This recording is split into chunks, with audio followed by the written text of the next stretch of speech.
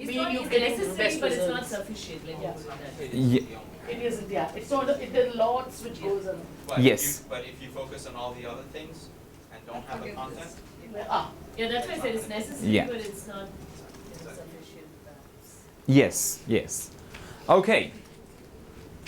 There is a minimum and a maximum limit of words for an article for it to rank better. When you're This is what your SEO, all SEO plugins tell you, but I'm not sure. okay, okay, good comment. Yes. Yes. Okay, what limit? I mean, do you follow some limit? They say a minimum of 300 words. Okay, minimum 300 words. Is there a maximum that you follow? No? Under one heading again 300 words, and then you have to post Oh, okay, That's you what also have the SEO that. plugins tell you. Okay, so if you have to have like 1500 word content, then you have at least five headings. Subheadings. Okay, I didn't know about that thing. Interesting. Sorry? That's what plugins tell you. It is a myth? How many of you think this is a myth? I feel this is a myth. You feel this is a myth? I feel. Not sure. Not sure. It's quality, not the number of words. How many of you think it is quality? What matters?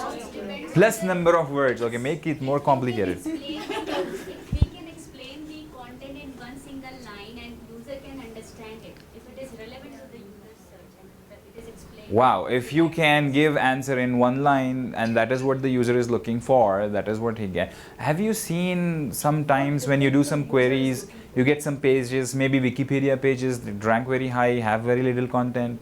Did that happen to you? Yes. Why do you think that happened? Because we were counting words or because we were looking for completeness of information? Completeness of information? Yes, absolutely. So this is definitely a myth, okay? So there is, I mean, we are not counting words. There could be a piece of information that can be completed in say 200 words, right? And there could be a piece of information that may not be complete in 1500 words. So there are different types of information. So what you look at is completeness of information, what type of value you are providing to your users, what kind of substance you're giving in the content, not count the words. Now if you have to hit that 300 minimum limit and your answer is complete in 200, you're adding another 100 words, what are you doing to your article? You're making it high quality or low quality? Adding fluff.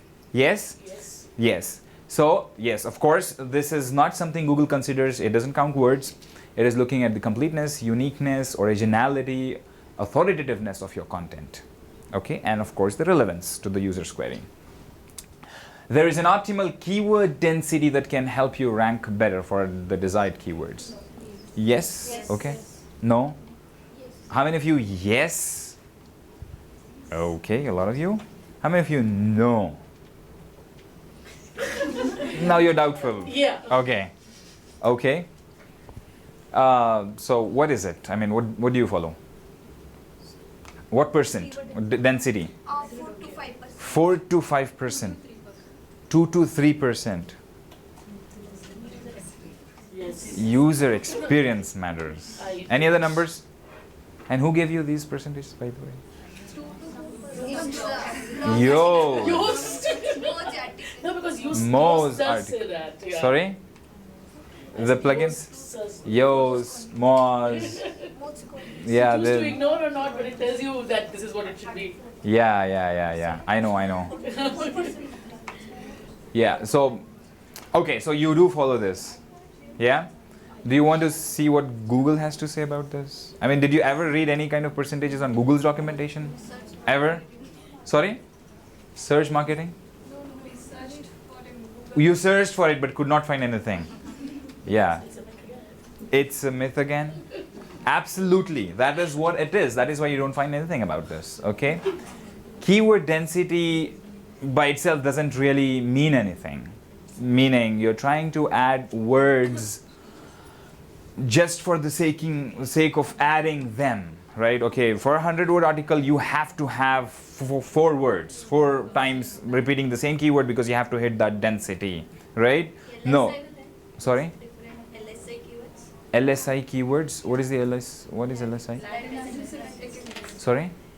Google suggested some other keywords. If you search any keywords, in below that Google will suggest some synonym type of. Okay. Oh, on the search results page, Yeah. it suggests you some synonyms and things like that for some things. Should you include those? Yeah, we can include that. Instead of this keyword density, it doesn't matter. Mm-hmm. Other than that keyword, we can use some LSI keywords. So you're basically saying, okay, can we relate some, use some synonyms and related words so that it becomes more relevant to your users? Okay, we'll come to that. First, we'll talk about the density. Okay, so there is absolutely no recommended density as such. As we have seen in the House Search Works example, Google tries to understand the intent of the user's query. They have typed in change. We may understand it as exchange or adjust or replace or whatever it is. Yes, so we are not matching word for word anymore. We might have done that before. We used to match words, right? Yeah. We don't match words, and then definitely we are not looking at the density. Okay, how many times has this keyword repeated in this page? No, we are not. Okay, so what you're doing by forcing yourself to have that percentage is again decreasing the quality of your content, because it doesn't read natural anymore. Yeah, because you've forced some keywords inside. So definitely that is a myth. Talking about synonyms and keywords themselves, are they important? Are they important? Yes. Yes? Yeah? Absolutely, they are important. Okay? Indeed, this is our recommendation. We say, try to step into the user's shoe and think about the keywords that they would type in Google search if they had to find your content. And try to include those kinds of keywords in your content. And that is the reason why we also provide you the queries in Search Console. Yes, in the performance report, we give you search queries so that you know, okay, what exactly your users are trying to, typing in that they're using which they're reaching your content, right? So the keywords are definitely important. You should think like a user and then try to include those keywords, but don't go behind specific percentages. Okay, and synonyms, yes, of course, if you think some people are going to use whatever it is, right, in some different way, some other synonym and things like that, and if that content makes it more, they can relate to that content more if you use certain types of words, then definitely go ahead and use them, okay, in your content, trying to make it more relevant to your users. And do not please count percentages as to like, okay, we have to have 4%. We cannot have more than 4%. We cannot have 3%. We have to have 4% or whatever, right? So no, it doesn't work like that. It is super important to fix all the 404 warnings that you see in the Search Console. Otherwise, your ranking might get affected. Yes? How many of you yes? Okay. Not affect ranking, It wouldn't affect ranking. but it will take crawl budget. It will affect the crawl budget. Okay, good point. How many of you think, it may affect your ranking? Because Google is thinking, okay, this site has so many 404s, so probably this is a bad site. You think, okay? On users, it will leave bad effect on users. It's a bad user experience. Okay, so these are the 404s that we're talking about, which Google is basically telling you, okay, Googlebot tried to crawl these pages. It found these links somewhere, and it tried to crawl these pages on your websites, and it found they don't exist. So this is about the Googlebot, not about your users. Yes, this is about Googlebot finding some pages from somewhere. They're getting linked. Maybe somebody was trying to link to your page. They mistyped. There was a typo. Then it becomes a 404. Maybe there was a page on your site that is no more relevant to your content, to your users. You removed it. You do not want it anymore. So that's a 404. Yes. So we're talking about these kinds of pages. Now Googlebot, Search Console basically notifies you, okay, we found a 404. Do you have to fix all of those errors? Yes. Yes, but somehow, somewhere in my mind that I recently read that it is not. Okay, your instinct says it is I not. read something about Okay. this I read recently. Okay. Yes, yes. Do you want to see what exactly this is? The truth behind this? Yes? Yes? It is this. Yeah?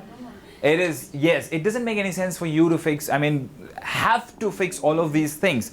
Why Googlebot is showing you these errors is basically it is trying to crawl those pages which may not exist on your site. Now, for a page that doesn't exist on your page, you do not have to worry about it. What would happen is Googlebot would try to crawl these pages a few times, and then it would know, okay, these pages do not exist, then it will stop showing these errors in the Search Console. That's all. It is not going to impact your ranking or anything else. Now, however, from a perspective of the crawl budget, right, that may be a valid point. If you have too many 404s, your website has 500 pages, and then you have 4,000 404s, right? Then you may want to look into, okay, why exactly is this happening? What is Googlebot trying to crawl? Where is it getting all these URLs from?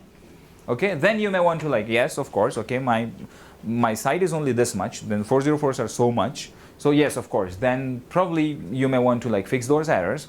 However, in the general scenario where you get like, okay, like 2%, 3%, 5% of your pages are shown as 404s, then you absolutely have nothing to worry about them.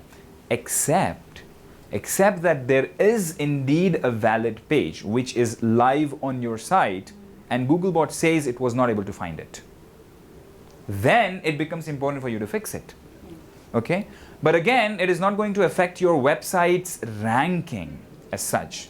It is only that Google was not able to find that particular page. If it is not able to find that particular page, we have seen what happens. It won't be able to represent that in the search results, right? So you will lose out traffic and your users for that particular page. So from that perspective, it becomes important for you to fix those 404s. So you worry only about those pages that are indeed there on your website and Googlebot is not able to find them. Then you go ahead and fix the problem, see what exactly the problem is, why Googlebot is not able to crawl them, fix those errors. Okay. Otherwise, for general other 404s, for pages that don't exist, you just ignore them. Is that clear? Not convinced? So let's say, we have a lot of old content which now, obviously it was like very irrelevant content. So is it like, okay, just go and read it and okay, we have a lot of old content on our website which is no more relevant. It is not relevant to your users. It is not legacy content or whatever. Okay, it is absolutely, it has no value. Dead content. Yes, of course. It makes sense for you to like remove that content. Create a 404 somewhere, which is fine. And then, Yes, okay. which is absolutely fine. Yes. So some other posts have linked to this page. Some other pages have links to this page. Okay. Do you have a comment? Yeah. I mean, if you are, in fact, if it's gone, you're like, this is no longer exists, it will never exist. This is, I'm definitively telling the world this page is gone forever. Send a 410. Okay. 404 is basically, couldn't find it. But that doesn't mean that it doesn't exist, it's just I couldn't find it. 410 says, you asked for something that is no longer here. Okay. Now, the thing about it is figure out why you want to do that. If you have old content and people are linking to it, I myself like internal link to it. oh, you internal link to it. Then, I mean, there are elegant ways of doing some of that stuff. For example, instead of doing a 410, do a 301 or a 310 to some other source, so that any links that were going there land in somewhere useful. 301 is redirect, right? 301, 310, yes. And it's one is a temporary, one is a permanent. Yeah, one. Yeah, exactly. So and no index? No index is definitely a way for saying, hey, I don't mind if the page still exists, but I just don't want Googlebot to have it. So Googlebot, you can still crawl it, but don't index it. And that's actually a really good way of getting pages to disappear from Google search without taking them off your website. So basically, is it like really? So basically, this is all thin content, right? Which is Mhm. not relevant and Yep. which is dead. Is it a ranking factor? Let's say, my site has a lot of thin content. So should I really care about it, or should I just move on and now? Don't worry about it. I would say don't worry about it. Yeah. I would say, because it's the individual, we're mostly looking at the individual pages. Okay. Right, we're mostly looking at the individual pages and the relevance of those pages. So that also means that the age of the website does not matter. We are back on the age of the website. I wouldn't say that it isn't, but it's like you have to think about it differently. It's the age of a professor may or may not matter. But it isn't the age of the professor, it's what the professor has accomplished during its time. Right?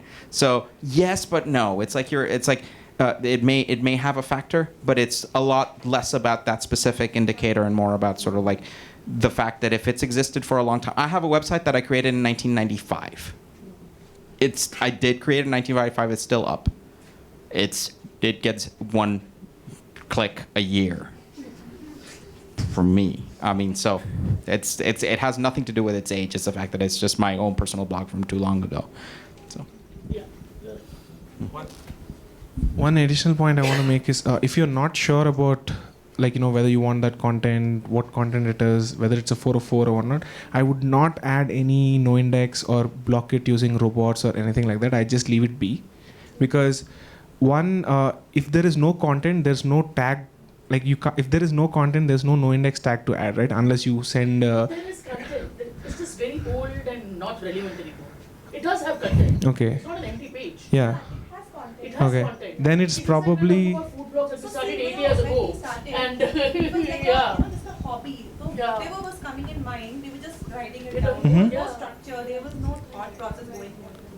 Posts basically. Okay. Empty So, but posts. now when we go back to them, we are like, मतलब कोई छोटा सा कोई book review होगा, which I'm not doing anymore. So there's just like one book review on the blog. Even if it is recipe, the recipe, हाँ. I mean, it's just very old, untested, those kind of starting out recipes. It's just old Maybe in they the have no content. search volume kind of recipe, but it's just there. Yeah, so what I mean is those pages don't really affect the content on your other pages, so you can leave it be. Okay. Don't add no index or block it or robots. Just let it Yeah, let it be.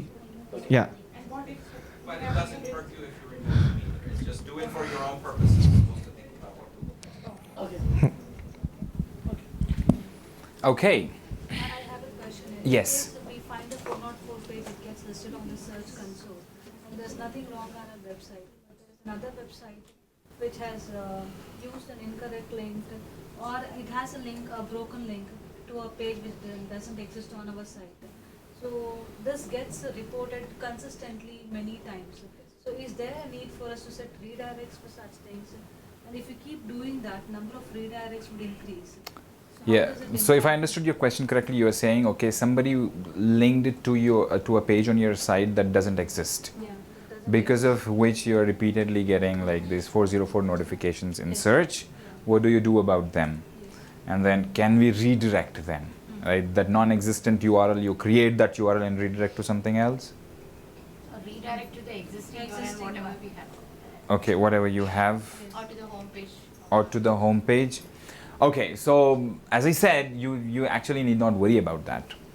Okay, so yes, I mean, you would see these kinds of notifications in the 404 notification search console, because of course Google is finding these URLs somewhere and trying to crawl those pages.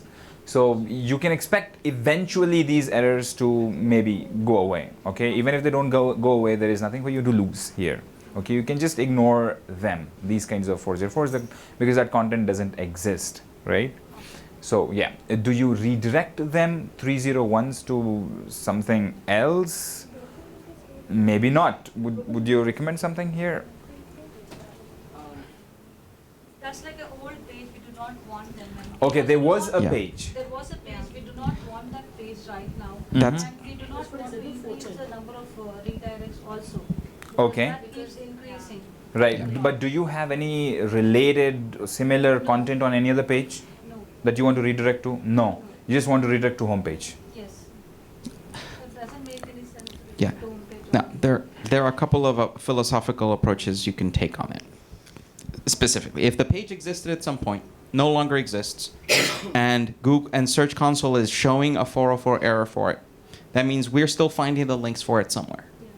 And we're simply telling you, hey, we found this link to your page somewhere. It once was and is no longer. Is that really what you want? And you're free to ignore that.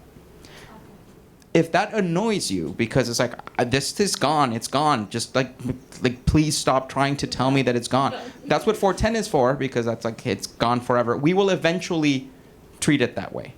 We will eventually treat a page that 404 is that way. Say it's gone forever, right? But you can send a clear indicator of that, right?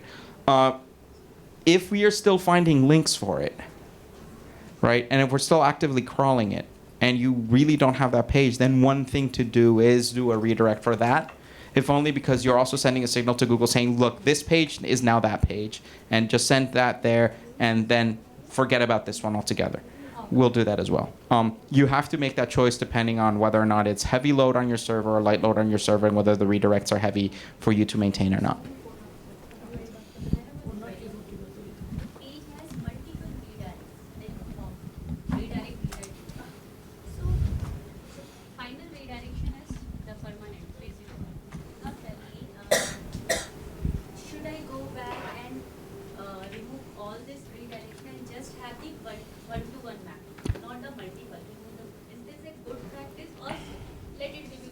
very manual task to find out all URLs having multiple 4-5 times on the redirect.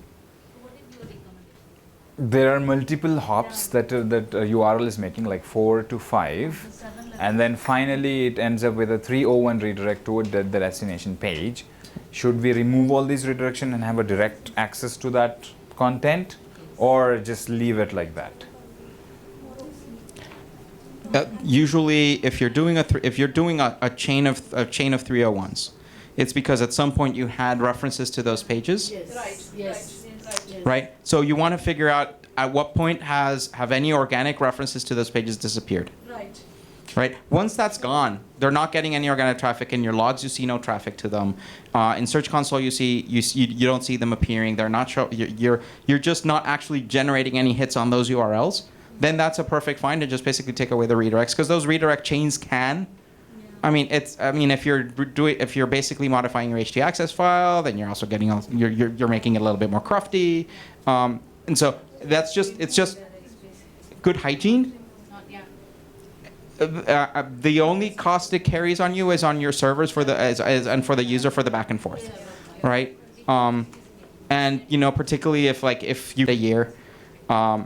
You know what, just drop it and just 404 them, and eventually they'll go search for it again. And So we can decide it on the basis of organic traffic we are getting on that. yes, that's how I would do it. That's how I would choose to do that. Because that's a clear indicator of what to clear out. Great, thank you, Philippe. Okay, Google recommends responsive web design. How many of you yes? How many of you no? No. That's No? what she told. That's what she's told, yes. We heard it just a couple of hours ago. Yeah? We know this for sure.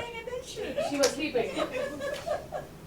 Okay. Your child. And responsive web design is preferred by Google's ranking algorithms. Meaning, if you have an m. version approach or a dynamic serving approach, and then your competitors have responsive web design, they will rank better than your site. Yes? How many of you yes? How many of you no? She said We heard it from Google's mouth. from Google's mouth. Okay. That's very true. So this is evidence that you're paying attention. Thank you. Yes, of course. Google recommends responsive web design, but that does not mean that is preferred by your ranking algorithms, right? As had been told to you, we do not look at the background technology that you're using when we are ranking pages, right? It is based on what? The quality, authoritativeness, and the uniqueness, originality of the content that is relevant to the users. The older the domain, the better it gets. Okay. You think it's a... How many of you think it's a... He said, yeah, he used the professional example, so I think, Yeah, so, I mean... We are like old horses. experience does speak for itself, no? What experience? Meaning... It doesn't, that's also true. Yeah. That's also true. That's So- also true. Yeah, I think we just talked about this. Who believes this still to be true? Anybody? No? None? Great. Thank you, Philippi, for clarifying this. Legacy top-level domains like .com, .net are a sign of more authoritative site than the other top-level domains. Meaning, if you have a .com, then it is more likely to rank higher than if you chose a .guru or what relatively newer top-level domains. How many of you think this is true? True? It was before like that. Org? ORG? I don't know. Okay. It is. How many of you think no, this is not true? Depends on what? Yeah. Location. Okay, depends upon location. Oh. Okay. But why? Like how? India, then I'm using .in. Mm-hmm. If I'm in, if I'm servicing total globe, then .com, or if I'm in USA, .usa. Okay. So if you are in India, then probably .ins or .co.ins may be preferred. If we want a global site, then .com may do better and things like that. So now we have, I mean, we are not only talking about like generic top-level domains. I think we are talking about country code top-level domains as well, CCTLDs. Yes? Yeah, so let's say there's a website of a government website, Mhm. and if you get a backlink from that, it matters a lot, right? oh, okay. Interesting.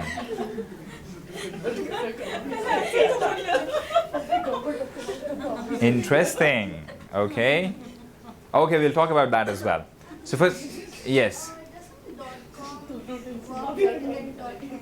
Doesn't .com work better than .in? Isn't that so obvious? That is what you said, trying to say? Okay. So see, what we're talking about here is the generic top-level domains, not the country-specific ones. So there is a difference between both of these and how Google understands them and what they're meant for, right? So .coms, .net, .org, these are all like generic top-level domains, meaning they are not associated with any geography, any country.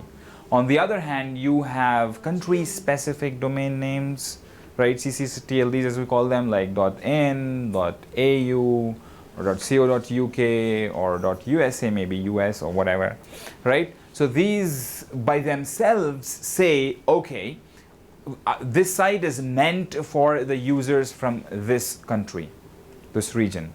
Yes, so that is a differentiation between top-level domains and, I mean, generic domains and the country code top-level domains. We are talking about the legacy top-level domains. The point here is it true that, forget about the country code domains, we will talk about that as well, but we are talking in the space of, okay, the domains that are not by themselves associated with a country, within them, .coms and .nets and .org, since they are older, meaning they exist from the beginning, and the other like .guru, .xyz and things like that are relatively newer top-level domains, and since age of the top level maybe matters, so they are preferred by Google for ranking. Is that the case? I feel .guru, this kind of thing are majorly taken by spam, people who want to do a spam. Okay, these are majorly taken by people who are spammers. These domain names, okay. So it means they themselves do. I would not click a .guru or .xyz. As a user, you would not click a .guru or okay. Okay, interesting to know. Okay, so you look for .coms, .net, .guru, skip .com. You do like that, or do you look at like the title and the description? And If all are relevant, I would skip that. sorry. If all are relevant titles and all, then I would skip the .guru. Or Okay, if everything is relevant, that you will look at .guru and skip it. Interesting. Thank you for the input. Okay, but yeah, do you want to see how Google treats them? Yes. Yes. So I think the answer is kind of the same, because as we said, domain age doesn't matter. So the top level domain ages also, meaning how old they are, doesn't really matter. And we have an example here. So we have a .net in the beginning, then we have .guru, and then all the .coms are below .guru. Yes? And I mean, maybe you are not paying attention to the top level domains, because very few people do. You just look at the title and the description because you're looking for content, right? So maybe going back, you can start observing these kinds of things. This one is the keyword based URL. This one is a keyword based URL. Graphic design. Oh, that is the reason why it is ranking. Okay. Sorry? I just googled for alphabet. The first result is abc.xyz, which is a parent company. Okay, you see. And then comes the alphabet.com. Okay, see, there is XYZ on top of .com. We have a live example here. Thank you very much. So, yeah. And then, okay, you made a point. Okay, this is because it has keywords in it. We will come to that as well, okay, in a bit. But for now, okay, if you really want to know like what Google has to say about this, would it make sense? Really not. Okay, just as we said, okay, domain age doesn't matter. It doesn't matter, okay, what kind of top level domain you're using, because what really matters is the content. Yes, is the content of the page, it is relevant. Is it relevant to the user's query or not? Now, talking about country code top level domains and the generic top level domains, they're two different things. So generic top level domains are generally meant, they mean that, okay, the content here is like not associated with any specific country, so they can be ranked everywhere. Country code top level domains, they themselves are saying by their existence that, okay, the content here is more relevant to these people. Okay, so Google treats them like that. However, it doesn't mean that your ccTLD domain, like a whatever .in, would never rank anywhere globally or in international search. It is not like that. If the content on your page is still relevant to other people, it may still rank. However, Google understands it as, okay, this domain, since they have chosen this top level domain specifically, it means something. It means that, okay, this is made for people who live here, right? But it's more relevant to that country. Yes, it is more, that is how Google understands it. However, if it sees somewhere, okay, there is a query and we have this .in domain and the content on this domain is very, very relevant to this query and this is coming from US, your site may still rank. May I add something about the comment on the previous slide? Specifically, you were talking about how it was sort of keyword heavy. But look at this example that's being called out for your graphic design .guru. It sounds keywordy heavy, but think about the query asked, the query requested. Orlando graphic design firm, the user there, what they're looking for. Design firm in Orlando. And what does this page say? It's not just a URL with a bunch of garbage. It's basically saying, Orlando's best graphic design firms, here's graphic design, here's a phone number with an Orlando area code. That seems like a really clear indicator of relevance for that query.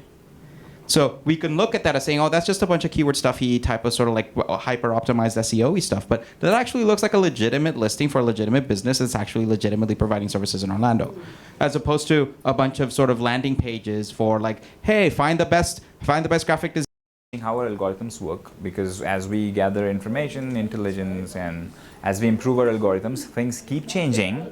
However, the logic behind this particular thing is when the domain changes hands and the content on the domain changes, why that domain was previously ranking was because of the content, right? And who was writing and maintaining that content. Maybe it was by some expert on that area and they were writing good quality original content, and that is why that page, those pages were ranking. Now, and everything on that domain name has changed. Okay, so what would it rank for? What would it rank for? If you, for example, if you retain that content, domain expired, you buy it, and then it's not been like long, and you buy it, and then you put that site back up with the same content, okay, then it may continue to rank as it was ranking, because that content has value for the users, and that value is not lost. That value is still there, so it may continue to rank for that value. But that when value is gone, meaning that content is gone, you're putting some new content in there, just thinking that, okay, this domain name, the home page had page rank 8. Okay, now what I put here, because of the page rank, it is going to rank. Is that going to happen? It doesn't make any sense for it to rank like that. Yeah? So because ranking is happening based on what? Primarily content. Does it make sense? Keyword rich domain names always rank better. I think Owen Philippi just answered this as well. Yeah? So the answer was yes or no? No? Truly no? Or someone still thinks, yes, this may work? 50-50. Okay. May work, may not work. Depending on what? Content. Yes? Okay, it was working prior to 2011. Well, I tell you something. That is true.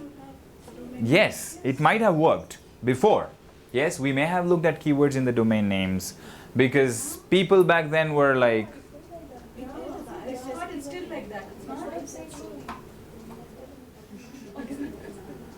I can give you the mic if you want. No? Sorry. So Keeps yes, going back to local examples.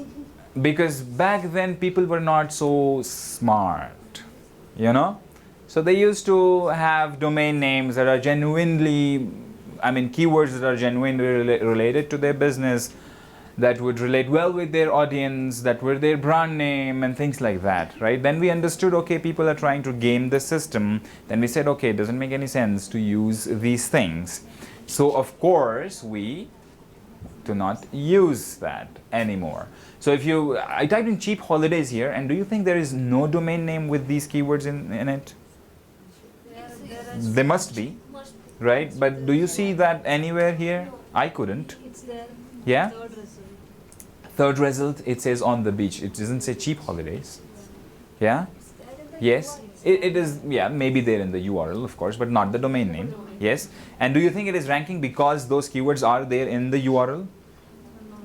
Not really? Of course not, right? As I said, yes, previously it might have worked. So it does not factor at all now?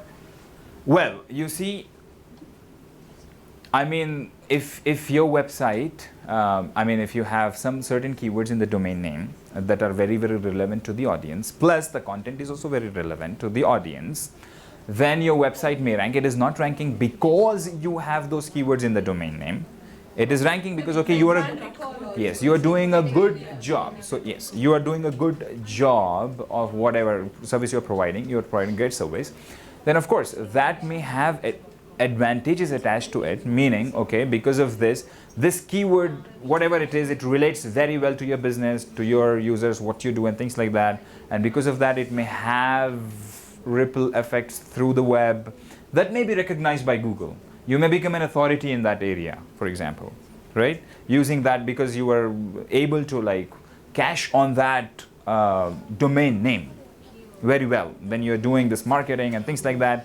It is easy to remember, people are talking about it and things. So those advantages may be there, yes. And then, however, when that becomes valuable to your users, that value may be recognized by Google. But talking about domain names, I mean keywords by themselves in domain names being a ranking factor, absolutely not. You get it? So yes, if you have certain keywords that you think will be important for you, and if you want a domain name with those keywords, please go ahead and buy those domain names. Even if they cost you more, if it makes business sense for you, you can definitely buy them. You should buy them. That's a good strategy, okay? Because now you're thinking about your brand, you're thinking about your users. But if you're buying it thinking about the SEO, then that's not the right thing, okay? Google prefers subdomains to subdirectories.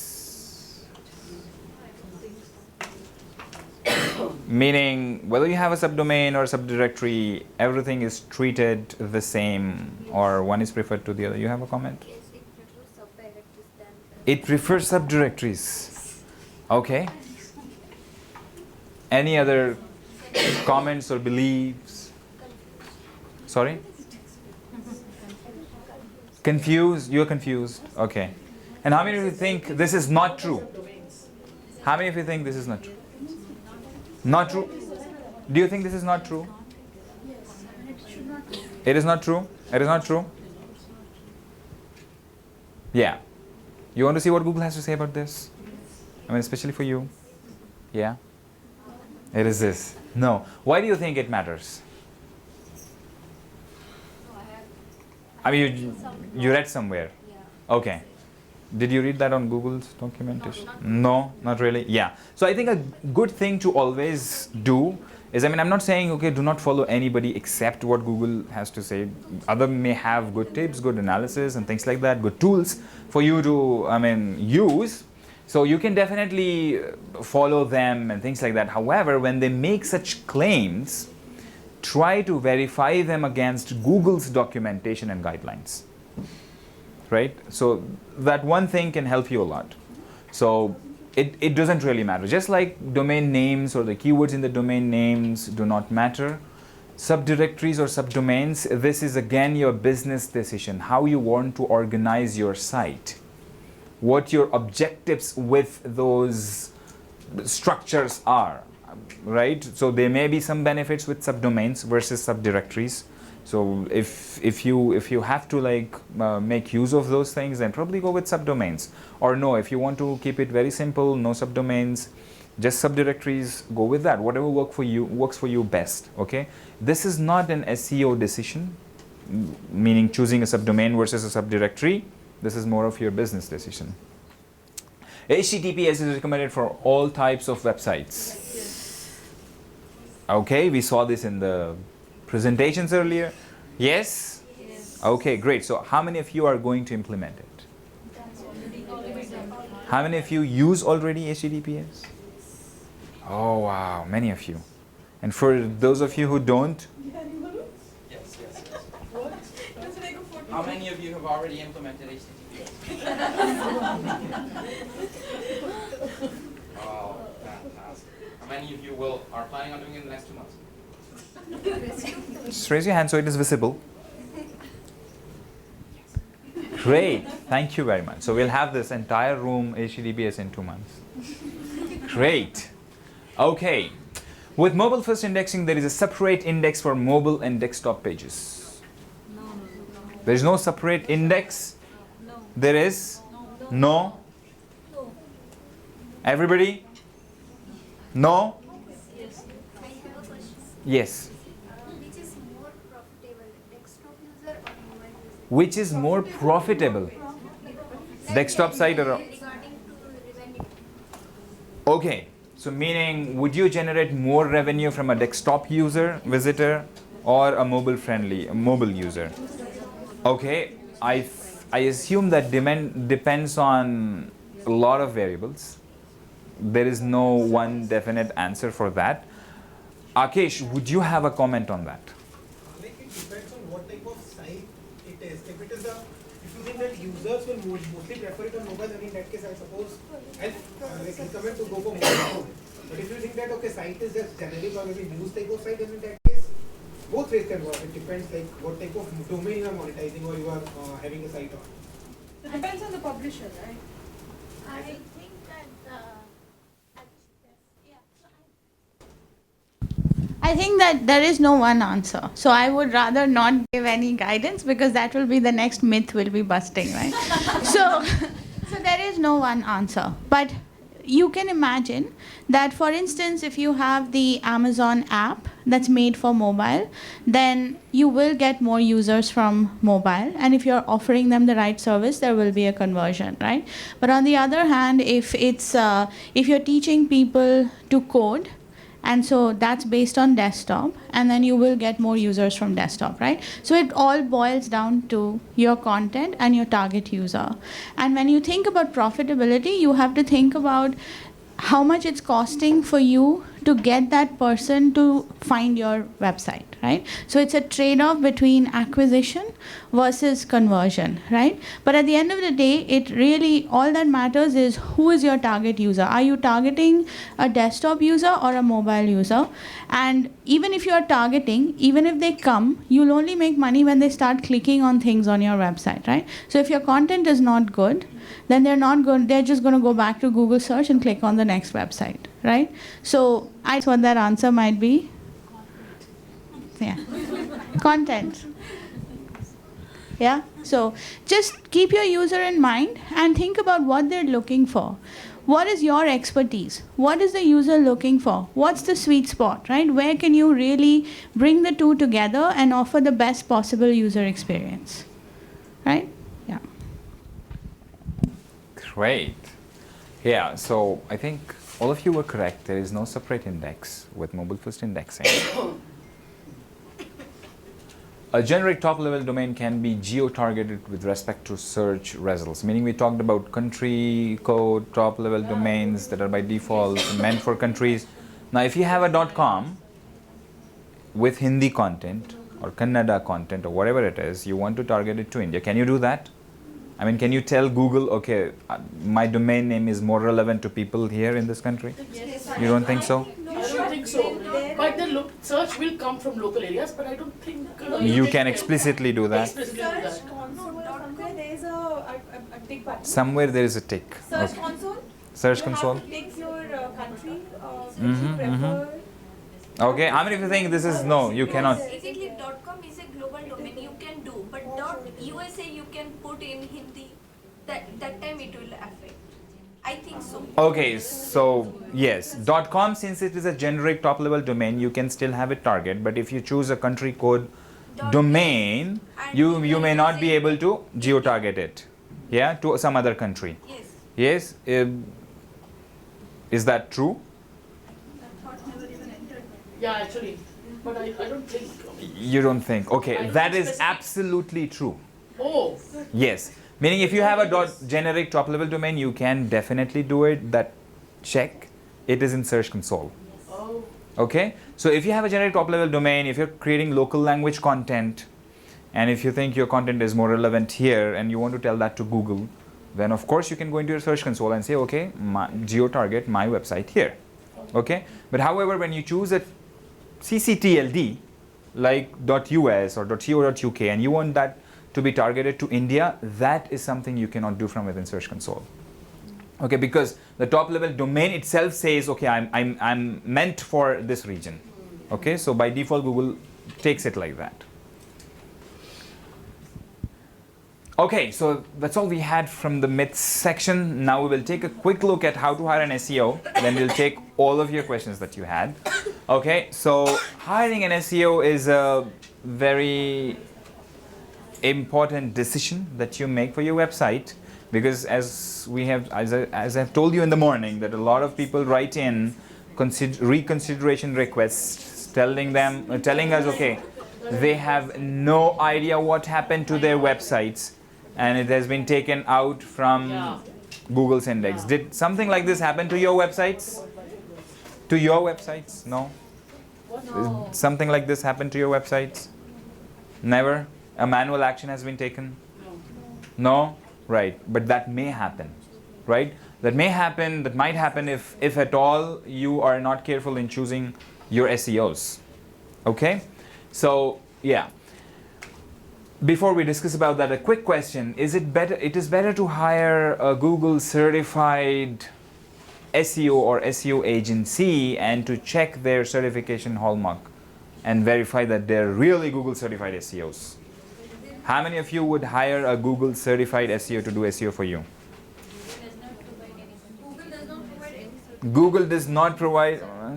Sad about it. AdWords they provide. AdWords they provide. And one digital marketing certification is there, but there is also one issue is there. If you will pass also, it's showing certificate they will give. After 7 days or from 1 month, it will show you didn't pass. Oh, my God. Wow. It's happened with me. I think this is with digital garage unlock. Okay, so we will take your feedback back to their team. Okay, so the feedback is, once you pass digital unlock, you get the certificate. It says you have passed. You're shown the certificate. After a week or so, when you log back in, it says you didn't pass. I already downloaded my certificate. Okay, we'll share that with the digital garage. Yeah, so probably there is a bug or whatever. So we will definitely take that as a feedback. Certificate gets expired after a year or so. For digital garage? Yeah. Okay. But that happened in 7 days, she said. No, mine, I have cleared the AdWords certification. They said me that after a year I have to take a retest again. For the AdWords. Yeah. Okay. I will ask about that. I did not know that the digital garage training had an expiration to it. I can see for AdWords how it can, because the product changes, policies changes, that changes. Because for search there is no such certification. The key piece on it is there's a lot of knowledge acquired there that is long lasting. So but that said, if there's an experience there with digital garage that's really like, oh, you clicked and then 1 week later it was sort of gone. We'll find out what's going on. That's how. Garage is like a training for SEO. Not for SEO. It's a broad set of trainings to help somebody who has an online business thrive online. So there's some components as to how to manage a website. There's some components as to how to actually manage on how to work with that. I think we can find the link. It's good to read through. You, depending on whether or not you find the content here to like advanced or basic, it might be a little bit sort of start level. So if you found that you could follow all of this very well, then you might find that the digital garage content is just a little bit too Okay. I mean, in terms of like just all the search stuff that's in there, for example, organic search stuff, it's a more basic version. So you can search for digital unlock, Google digital unlock, and then you should be able to find it. Okay, so all of us agree there is no certification for SEO that Google provides. Absolutely right. Okay, if anybody's saying I'm a Google certified SEO, then you hire them or fire them. What do you do? Fire them. Don't just please fire them, also report them to us. Right? Please. Yes. Because of course, if somebody is claiming that, they're clearly trying to deceive you. Okay? So yes, it's a very important decision. It can make or break your online presence in Google search results. So it is extremely important that you know about the basic stuff and how search works, quality guidelines, this and that, other resources, have this understanding, and also know how to hire an SEO. And when you do that, the earlier the better, because as we have seen, a lot of SEO is inherent part of your website development, right? There's something explicitly that you do for search engines, like the hreflang, structured data, but otherwise a lot of things are part of your website development. Do it as soon as possible and with an understanding of Google's quality guidelines and other things that we have learned today. Okay? And here are some questions that you can actually ask them to determine if they are really good for you or not. So you can ask questions like, okay, can you please show me examples of your previous work? Why is this important? Because good SEOs are there in business for long periods of time. They don't run away with your money, right? So they have sustainable examples to share with you, and the kind of example they share with you is not like, okay, we made this site rank for these keywords at #1 position in 2 weeks. No, that is not the example they would share with you. They would say, okay, overall we increased their search traffic, yes, yes, by these volumes. Over this period of time, the revenue impact was so much, and this was our strategy, and things like that. So if they are able to give you sustainable long-term examples to you, then probably they are good for you to work with. Do you follow Webmaster Quality Guidelines? If they say, no, we don't follow Webmaster Quality Guidelines, if you follow, you will never rank. We have our own guidelines. So you hire them or fire them. Fire them. Do you offer any online marketing services? I mean, do you only do SEO or do you also do something else? Meaning, okay, do you have an understanding of how marketing works, how brand development works, how social media works and things like that? Is your strategy going to be a holistic marketing strategy, or is it only SEO? Okay, fix this. Have somebody to recommend also, I mean, it would be a good... Okay, that is something, that I don't think we will be able to do, because once we are recommending something, it means we are endorsing their work, and then we'll have to keep tab on everything that they're doing, which is impossible for us. So that is the reason we may not be able to do that. So if they have an understanding of, I've seen there are some things that you need to do like hreflang and things like that, you need to get them right. So if they have that understanding, then they're good for you. What is the most important SEO technique you have? And they say, we will build backlinks for you. So you hire them or fire them, if that is the most important SEO technique they follow. Of course, yes. How long have you been in business? This is again like, okay, can you show me like sustainable, good examples? And then how can I expect to communicate with you? I mean, are you going to tell me every single thing that you're going to do with my website in terms of SEO? Or no? And they say, no, we can't share things with you. These are our secrets. We will only give you results. So you hire them or fire them. This is your website. You have the right to know everything. Otherwise, you may very well end up being the same person we talked about who is filing a reconsideration request, having no idea what happened, right? So you don't want to be in their place. So these are some of the things that you need to keep in mind. Of course, with the understanding of Google's quality guidelines and everything they say, everything they do, please test them against the quality guidelines, right? And then determine if they're doing right or not. So that's all we had for the day. and we will take some questions. Before that, we have the community. I hope everybody has, all of you have joined the community. Yes, and then we also have the hashtag, not to forget that. And before we jump on to the Q&A until 6, we would like to invite Sujata and one Felipe here. We get to fake news in Google. Okay, so let me ask you this. Forget about fake news in Google. When someone sends you a WhatsApp forward, how do you know if it's true or fake? Okay, let's say you search in Google, what do you do? Yeah, if you go search in Google, what do you look for? Trusted sources. We do search. And then?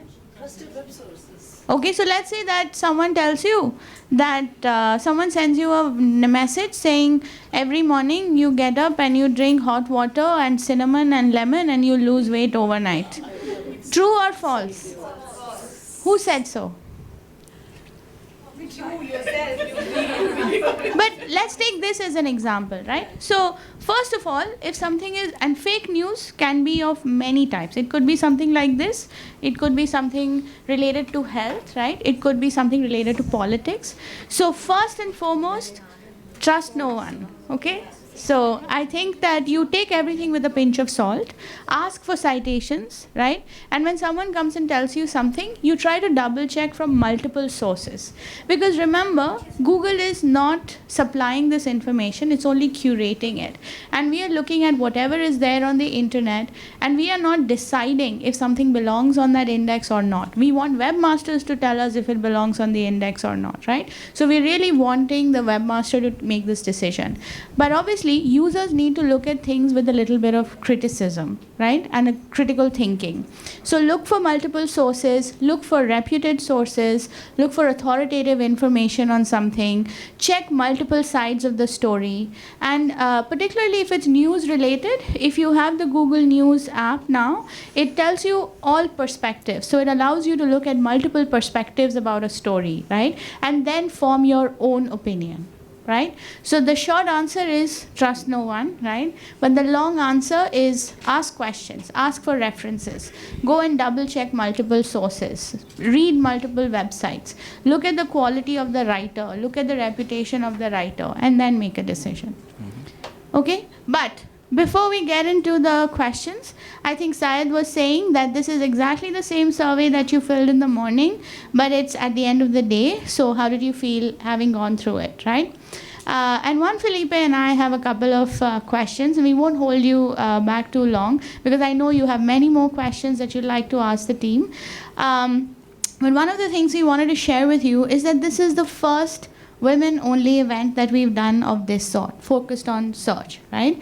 And we really wanted to do it because of the data that I shared in the morning, right? There is an inequity in the gender proportion on the internet. We also feel that women have a lot of knowledge and a lot of wisdom, but they are not sharing it openly, right? And so one of the ways we thought that it would be, and we've done search conferences last year, and we didn't get a lot of women attendees. And that's why we decided that we wanted to really focus and, you know, get this done in a city like Bangalore, where there are a lot of women technologists, a lot of, you know, people who are beginning to venture out on their own. But what we want from you now is feedback. What we want to hear from you is, how did the day feel? Was it useful? Were there things that we should change? And I also want to know, how can we get more chairs filled in, right? So of course, yeah. One common person informed all of us. Otherwise We had did not no know. idea. No. So I Yeah. traveled all the way from Pune, although this happened in Pune as well, but I had no clue that. So the So I only way think we know about it, because we have a common site admin who tech company who kind of informs us. Otherwise, I had no clue of Google search conferences. Okay. Okay. Wow. And so, That's when like we are like, I mean, like totally into social media and Yeah. all the time. Yeah. so from, I think the most important thing I spread think the to word more. remember is that there is what we are trying to do is build a community, right? We are not. It's not that we want to reach and it's not possible, as you can understand. It's very few of us here, right?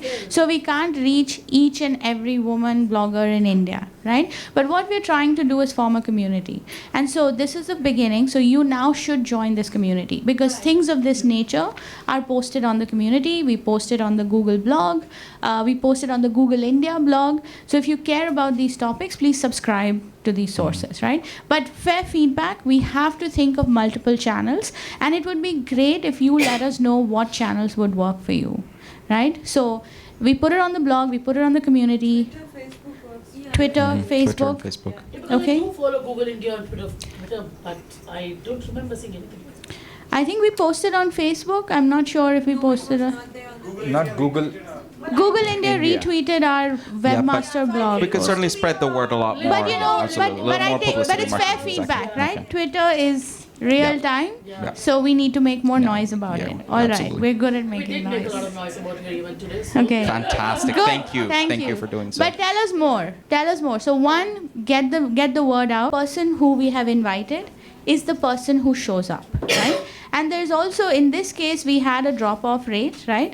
But typically, we usually end up having more people trying to gate crash the party. So there are multiple reasons, right? There's a security concern, there's a capacity concern, there's a planning concern. And so that's the intention, right? Totally. The intention Understand the is, intention behind yeah. it. What I'm saying is, it's just that the communication, the words, it almost feels like what you're saying is not what the email said. Just that. Totally welcome. Yeah. Putting people in different buckets and speaking their Great. language, right? Yeah. So when you're trying to get women to attend, you speak our language. So things like it is technical, but it is To an something extent that I actually was not, I didn't even ask any of my blogger friends in Bangalore if they were coming. till yesterday night when Shruti asked me whether they're coming or not, because I didn't know what it is. Because the email, the Gotcha. email almost felt like, no, you can't tell anyone, just land up. Okay. Feedback? Anything else? Any other last pieces of Yeah, feedback? probably from that side of the Yeah. room, back of the Anyone room. else? Any feedback? And sending the code was always, there was a delay in sending the code. Mhm. Because I had to travel all the way from. Because we had the form open until 10 days before the event. But I received code day before. Day before yesterday? Okay, so that's fair enough. We should send it earlier. Actually, I've forgotten all about it. Yeah. Yeah. Yeah, there is something about sort of, we talked about this at length throughout the week, but something about the logistics about registration, confirmation, and attendance is something we're still working through. There are some of those concerns about just making sure that people who come here will show up, that we have proper capacity and all those things, but we definitely need to improve on those things. Exactly. Invite, then an itinerary of detail about the event, but everything I had received other than the code. Yeah. Okay. After mailing back to the team, I Yep. received the code. Gotcha. Just more timely comms. That's a miss for sure. Fantastic. But yeah. Anything else? Okay, if not, I want to really thank all of you. This was a super engaged session. We loved all of the questions. We loved your engagement. And we want to see more of this. And I'm sure you have still more questions to ask. So feel I think free. I have one question to ask. Yeah, So, okay. So yeah. Yeah. So yes, I mean, great points, great inputs. We will keep all of this in our mind when we are doing this next, probably, right? But I just wanted more insight into the content part, right? So you said, okay, it felt like, especially you said, okay, it felt like very much a mix and things like that. So to give you a context, we had no idea who is going to come here. Yeah. Right, so we had to balance that out as well. So we start with the basics, include some things. So there was something for everybody, right? So again, it goes However, back to saying, label your sessions, maybe ask us who's registering. Yeah. So how many of you found, I mean, the sessions today really useful, meaning you're going back with action items from here? How many of you are going back? Action items, yes. Right? Fabulous. Okay. Fabulous. Yes. Yeah, yes, okay. definitely yes. So, Like small things matter. Yeah, You will definitely do, yes. The bigger part, but Yeah. one or two small things will, make a yes, whole lot of difference. yes, of course. I think especially when we're doing a day-long session, then there will be something that is redundant for some people, and there will be something that is. But however, I think marking our sessions and maybe doing tracks, or I don't know, right? So that probably can be looked into. Definitely. So yes, thank you. And may I know, like, what was the most relevant session that you found? Most Relevant of the, I mean, if you remember, we did how search works and then search updates, and then we do SEO best practices, So myths. SEO sessions, both the Myths. SEO sessions. The SEO sessions. Which Both one? the SEO sessions. Structured. Internationalization, markup, and Both the SEOs for me. both the SEOs, meaning the myths and We the. did the myth and the popular practices. We did 2 sessions on SEOs today, right? Yes, I mean the myths and the first in the SEO. morning. Yes, okay, okay. Alright. Do you also think so? Or was No, it they something else wanted that structured data. Structured they said. data and data here? hreflang. Yes, Gotcha. and Okay. what did, I mean, what do you think was most important for you? Mobile, some sessions. Mobile friendly? Okay. Okay, so I'm getting a sense that, okay, That sounds like Everybody found something yes, useful. That's yes, good. everything was relevant to some part Yeah. of the audience, which is great. Okay. Okay. Do you have anything to? mostly just an observation and a comment. Well, first of all, we will be sending a post-event survey. Please, we really, really, really, really want to hear your detailed impact. We know this kind of forum is important, and we know this kind of initiative is important, and we want to make sure it is helpful. You come at it with a really good perspective. I mean, I was commenting with the team that even before that, I expect the questions at this session are going to be much more insightful, probably deeper technically, probably a lot more comprehensive. And that did not disappoint, without a doubt. I mean, I've spoken at many of these for many years, and the number of detailed questions about that sort of have a full understanding of the full stack that we got today is way higher in number than I usually receive at these kinds of questions. That's not a surprise to me. That's really not a surprise to me. What we want to do is make sure that doesn't get lost, right? That doesn't get lost, and that space doesn't get lost either. The space for that kind of deep question and expertise that you have and that your colleagues have doesn't get lost. And so I really appreciated that. But if you take the time to, it's going to take a few extra minutes, and you might, to give us really sort of honest, sincere feedback. This worked for me. This didn't work for me. Write it down. I would have liked to see more of that, because we will definitely incorporate that into our plans for these kinds of events around the world, around the world more often. And so with that, I do want to sort of create more room for actual questions back on the topic and subject matter. I do want to thank you all for making the day, making the time to come here, treating this as the thing you wanted to do today. You're right, as this was the important thing you wanted to do today. To us, it matters a lot. Certainly, I think it's a really important thing for me to be here and be part of this, but thank you all for making that time as well. Can I ask for all of the speakers to step forward, so if there are questions, anyone If can there are any answer. final few questions, then. Syed actually has to probably leave, so we take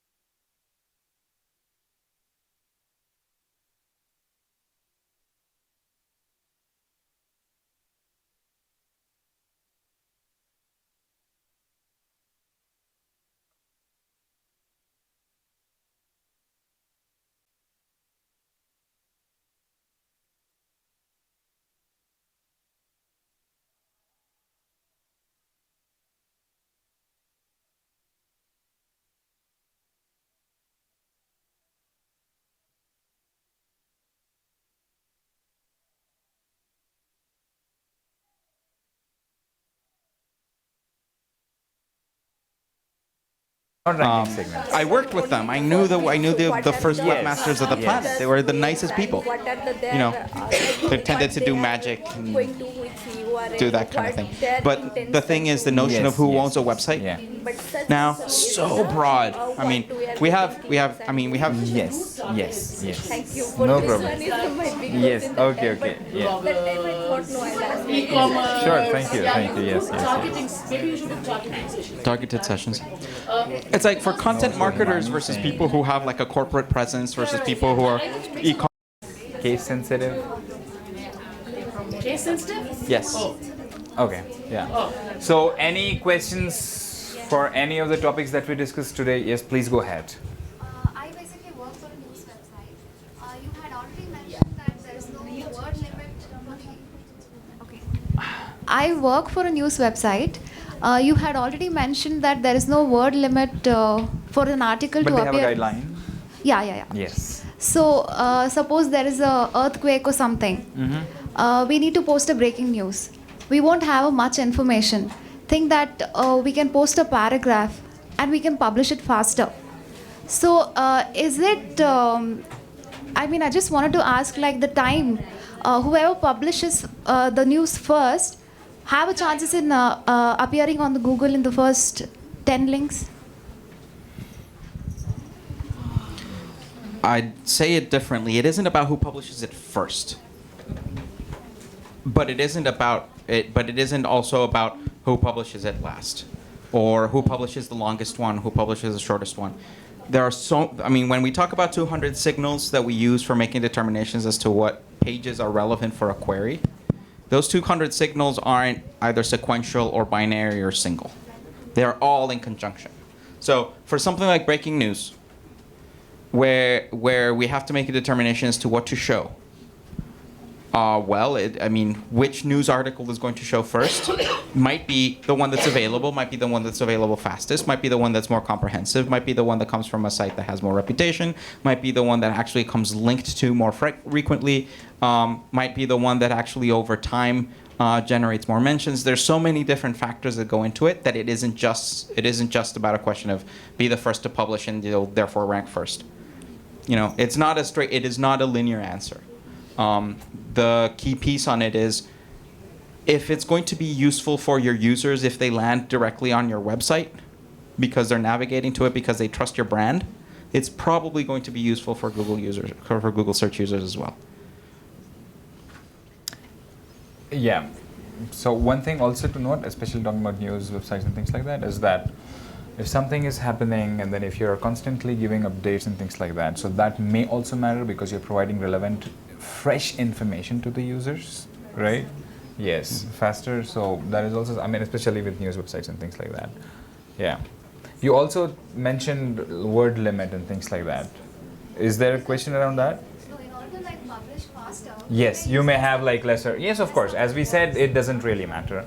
Although to appear in Google News, they have some guidelines. They have minimum number of words you must have in your article. Yes, 180 or something. So yeah, for Google News, you need to be able to submit the news sitemap, and you also need to be a verified news publisher. I think Google News has its own separate list of guidelines. Yes. You will only appear in Google News if you follow those guidelines in the first place. And once you follow those guidelines, then whatever JFR and there is a minimum number of limit to appear in Google News. But that's a separate part the web from search. Yeah. Not the web search. So that I'm not really 100% sure because one of the amazing things about Google is that as big as a company it is that has one brand, there's hundreds of products, each of which have their own product experts and teams. Google News in particular is a separate entity that works with but separately from Google Search, meaning that the criteria for inclusion in Google News are criteria for appearance in Google News versus the appearance in Google Search are different. Look for the rules. So just so all AdSense questions, Akesh is the best person to answer. Similarly, we don't have any news person here, but if that we could take that as a feedback that we keep getting a lot of questions around news. So maybe we can take that feedback back to the news team. Yeah. So if you have any organic search related questions. If we have more tables in our page, it will be helpful. Sorry? More tables in my page. HTML table. Yeah, tabular columns. Okay. Compared to Will paragraph. that be helpful in ranking? Is the data tabular data? Yeah, tabular data. It's tabular data, not just table for layout. Right? Let's put it this way: if you're building a website like in the 1990s, that's not good for anybody. Semantic markup with CSS layout, best practice for everybody. Now, if your content includes tabular data because you have tables of figures, you have GDP chart by year, you have linear, time series and that kind of thing, absolutely use the tables for what they're intended to. But it's not necessarily that it's better or worse for ranking. Is that you're using the right markup for the right kind of data, and that's good for users, and it also helps Google understand the data better. I have a question. How important are are no follow links. There's a lot of old posts where we have done a sponsored post or something, but we have not marked the link as a no follow. So like, if you should like, seriously go back to all the posts and mark them. They are important. There are important indicators. In particular, if you've had an exchange of consideration, Yes. then no follow the links. That's an honest way of operating. It is important to go back and edit the old posts and do that. Because finding those old posts and from here on, from past some time, we have been doing no it, follow. but like there are times when it was done before. Yeah, what I would say is if you did that, if you did that at a very large scale, if you did that in a way that was very systematic, where most of your traffic was a result of that, and where most of your ranking was a result of that, then yes. If not, then just learn from it. Okay. Yeah. Moving forward, Yeah. clarify that and focus on that. That would be my advice. Which is the best schema practice in the microdata or JSON LD? Sorry, can you repeat the question? Which is the best schema practice, microdata or JSON So LD? it depends. So as I mentioned, JSON LD, you can have it as a separate script. So like you can add the script and you can tell about the content on your page using JSON LD. And microdata, you basically write inline. So along with that, whatever code you're writing, you write it inline with that. So it depends on which format you want to use. We recommend JSON LD because it's very easy to make changes. And it's very easy to maintain, and even for us to understand, it's very easy. And also you can just add the script at the bottom of your page so that it doesn't even have any issues with how the page loads and anything. So Other than Google search engine, other search engines also can understand JSON? yes. Is Yahoo understand? So Yahoo, I think it's supported by Microsoft. I don't know how Yahoo handles that. What I would say is, if you're doing a new implementation and you're wondering what does Google recommend, JSON LD does. However, we do interpret and read other microdata formats. It's just that going forward, we might not, or might issue JSON LD support first. If you've already done an investment in markup in one of the other formats that we still support those and we still read them. For example, for the jobs markup, I think we started supporting JSON LD first. Because in terms of, even for us, just in terms of how we understand it, it's easier for us. So, but again, like for existing systems, existing content markups that we've already been supporting, you can use microdata. It's not like, Google won't understand if you use microdata and we won't show rich data. So one simple guideline is use the structured data testing tool. Use the testing tool and see if Google can understand your markup. If Google is correctly able to pick whatever you marked up and is showing in the structured data testing tool, then you're good, right? And whatever for the reviews content will be constantly changing, right? How do we do markups for those pages? Reviews content, these are user reviews or author review user markup. reviews? Okay, the content is constantly changing. So I think what we support of reviews is the number of reviews and the overall rating that we have for a product.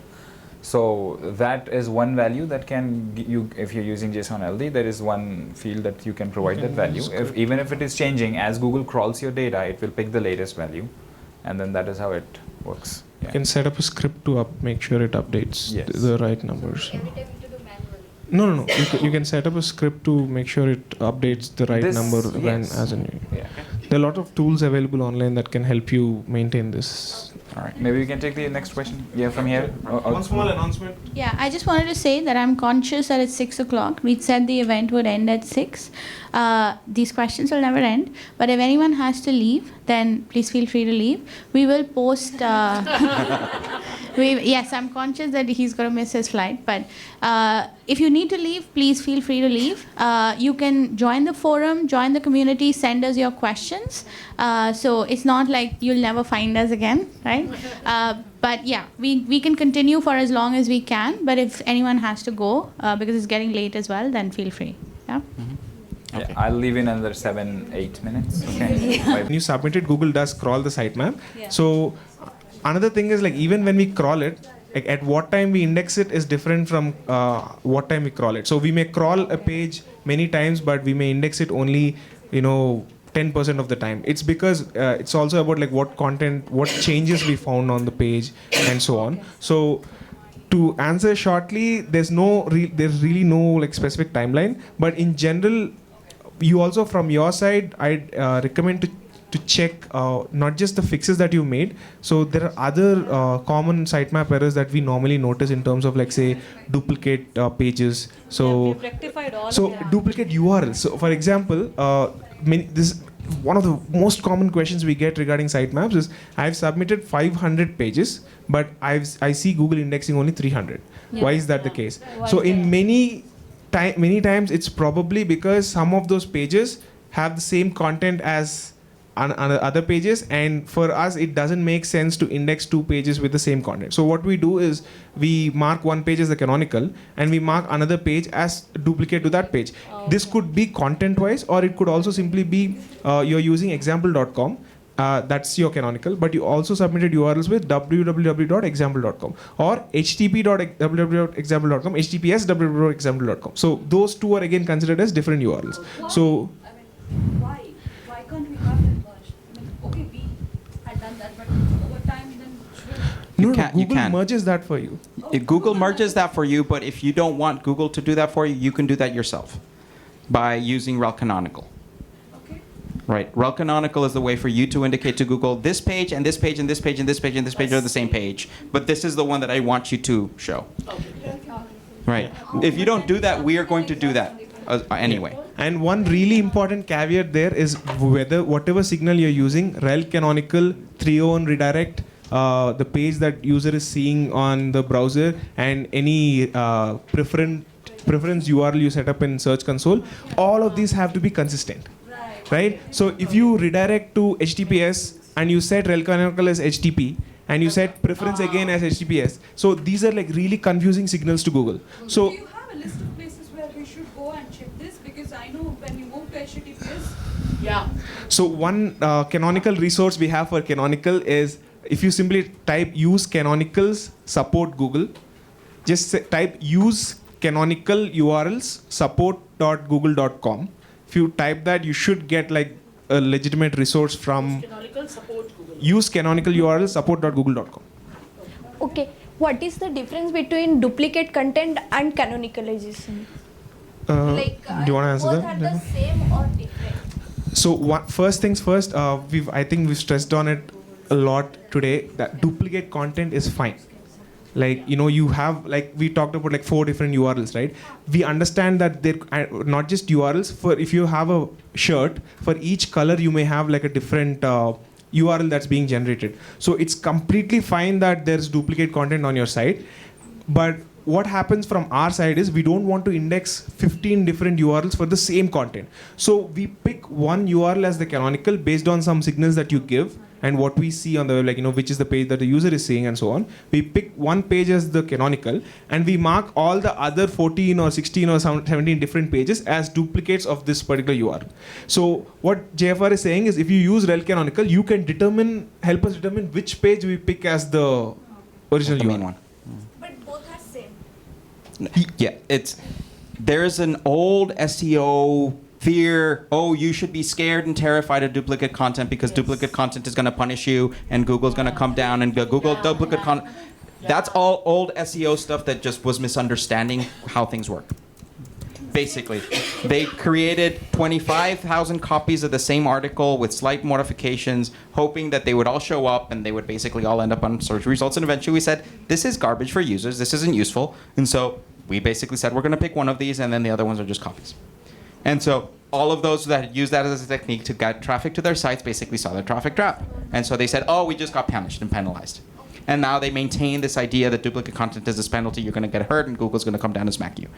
No, it's simply that we make a determination when we find pages that are equivalent and the same, and we say this one seems to be the one that is the one and the other ones seem to be copies of it, we're just going to pick that one. If you're comfortable with that, that's great. If you want to have more of a strong say, it's just saying this is the main page, this is the main product page, and this is just another view of that. It's just a complicated URL. It has a bunch of tags. It has a bunch of other stuff. Just this is an alternate to that canonical, and then you control that. But that's sort of that's sort of the narrative and the story there. We had a question over there, and then we can come back over here. So. So my question is regarding voice search. I'm not sure how much it is relevant here. We have seen 99% of regional speakers uses phone devices. So do we see any pattern between regional language speakers and voice search users? And should I focus on that? Because if people are preferring to type in their languages, there will be more chances that they'll speak in their language because that is easier. In terms of actually patterns regional as to who prefers basically using voice input versus text input, I have no data. What I can say, what I can say is that when you think about people entering their query using a voice, what Google is doing is it's taking that voice string, converting it into text, and entering it as a text query, meaning that the actual behavior of the search engine is the same. Yeah. Now you may have seen devices or heard about devices that sort of enable conversational interaction, saying, hey, I want to talk to this app, and I want it to help me sort of buy movie tickets or book a restaurant and so on. That uses a different platform, different technology called Actions on Google. It's an interesting space. It's something that if you want to sort of learn and go into a new area and try at the beginning to sort of learn how it is, it can be really a lot of fun, particularly if you have a database that is full of sort of like pieces of information and content that users can interact with that way. But it's not search. Assistant is a different tool, it's a different product, it's a different platform that can be interesting to develop in, but it, like thinking about Android, different environment, different development tools. So from that perspective, voice search is legitimately just an input mechanism into search queries, and the results of that are the same.